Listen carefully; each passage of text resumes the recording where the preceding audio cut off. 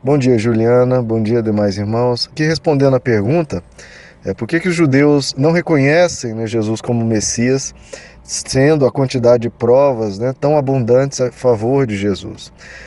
Bom, já é difícil eu falar por eles, né, mas o que a gente nota é que os judeus, eles realmente esperam um Messias que restaure o reino a Israel, né, um Messias político, que leve Israel a ser a principal nação do mundo, que eleve o poder deles.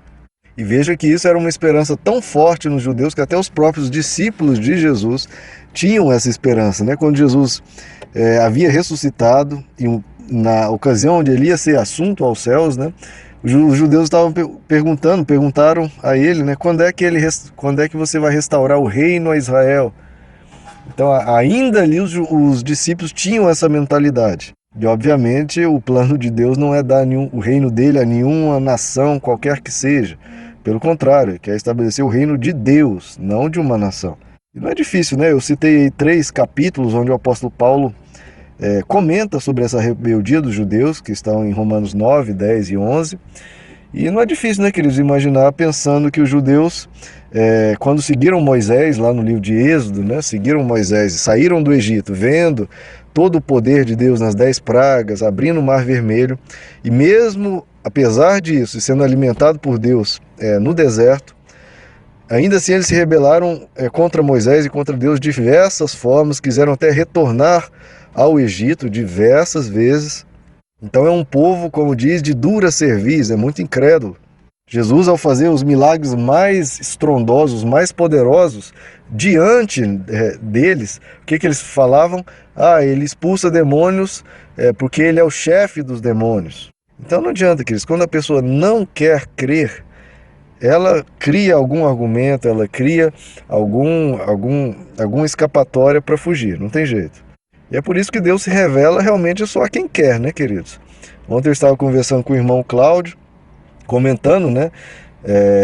Ele comentando que o apóstolo Paulo não tinha como fugir, né, da revelação de Jesus, já que Jesus revelou a ele de uma forma muito estrondosa.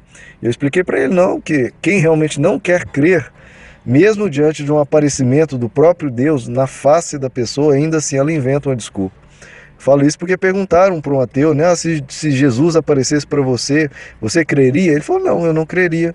Eu diria que era que alguém havia me hipnotizado, ou que talvez eu estava tendo uma alucinação, ou algum problema psicológico, ou que eu bati a cabeça, ou qualquer coisa. A pessoa cria um argumento, não tem jeito. Quando a pessoa não quer crer, ela arruma uma desculpa, qualquer que seja.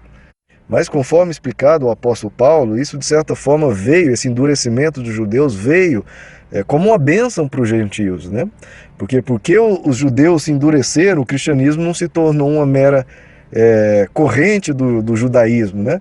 Não, como os judeus recusaram o evangelho, o que que os apóstolos fizeram, principalmente o apóstolo Paulo, ele diz, né? Já que vocês recusaram o evangelho, eu vou para os gentios. Então, o que que aconteceu? Esse endurecimento deles foi uma bênção para nós, porque aí o cristianismo não ficou preso aos judeus e espalhou-se mundo afora. Então, até nisso, né, Deus utiliza até disso para cumprir os seus propósitos. Mas os judeus poderiam, né, queridos, pensar um pouquinho, né? Até historicamente, o que que ocorreu? Por eles recusarem o evangelho, o que que aconteceu? O próprio Deus permitiu, né, que o templo deles fosse destruído, que todo o sacrifício cessasse, até porque todo sacrifício já foi cumprido em Cristo, então o próprio Deus permitiu que ainda 40 anos, no máximo, depois da morte de Jesus, o templo fosse destruído, os sacrifícios cessassem, a nação de Israel fosse totalmente destruída, só foi restaurada agora, há 50 anos atrás, 1947.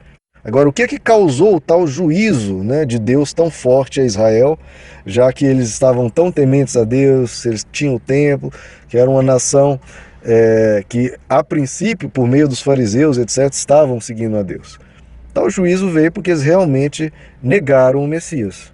O templo de Deus só foi destruído em 2 oportunidades. Uma, lá em 586 a.C., porque o povo de Israel havia abandonado a Deus completamente, estavam servindo os deuses estrangeiros, havia muita corrupção, muita matança, muita desonestidade, havia sacrifício dos filhos aos deuses, enfim, todo tipo de depravação moral estava ocorrendo. e a segunda vez no ano 70 depois de Cristo. Agora, o que eles faziam de tão grave no ano 70 depois de Cristo? A única coisa grave que eles cometiam é a negação de Jesus Cristo. E por isso Deus permitiu um juízo muito maior do que foi feito lá com a Babilônia, porque com a Babilônia, 70 anos depois, eles estavam de volta à sua terra e o templo reconstruído. E agora foram 1900 anos de condenação, porque o pecado deles foi muito maior dessa vez, porque negaram o Messias.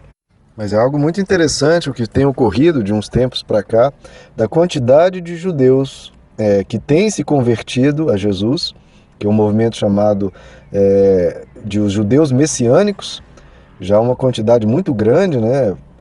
Pelas últimas estatísticas que eu ouvi, já são 100 mil judeus em Israel que creem em Jesus como Messias, porque realmente já estão esperando há 2000 anos e nada de um Messias vir. Então eles estão começando depois de 2000 anos de dureza de coração, de analisar novamente, e aqueles que o fazem com o coração aberto acabam concluindo facilmente que Jesus é o Messias. Então esse é um movimento que já está muito forte, os judeus messiânicos. Isso também é um dos grandes sinais que está no fim dos tempos, né? Porque, conforme escrito em Romanos, existe essa profecia que no fim dos tempos Israel vai se converter a Jesus, né? Primeiro vai seguir o anticristo, mas depois vai converter a Jesus, e os judeus messiânicos estão fazendo esse papel. Ok, Ju? Espero que tenha respondido aí um pouco a sua dúvida. Um abraço e a paz.